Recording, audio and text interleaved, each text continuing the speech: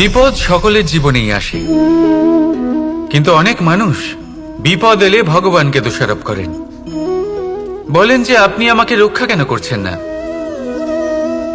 আপনার প্রতি আমার মনে অপার ভক্তি, সর্বদা আপনার জপ করি, তাও আপনি না আমাকে এই বিপদ মুক্ত হওয়ার কোনো পথ দেখাচ্ছেন, না এই বিপদ থেকে আমাকে বের করছেন।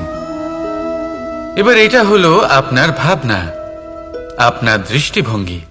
এবার আমি বলি সত্যিটা আসলে কি। সত্যি হলো এটাই যে ঈশ্বর সবসময় আপনার সাথেই আছেন, থাকবেন। দেখুন সেই বীজের দৃষ্টিভঙ্গির দ্বারা যে মাটির নিচে চাপা পড়ে আছে, তাকে পরিণত হতে হবে এক বিশাল সুন্দর বৃক্ষে। তা তখনই হবে যখন তা ভাঙবে, ভাঙবে তখনই যখন সে উত্তাপ পাবে। উত্তাপ কোত্থেকে পাবে? সূর্যের তাপ থেকে। সূর্যের তাপ থেকে ধরিত্রী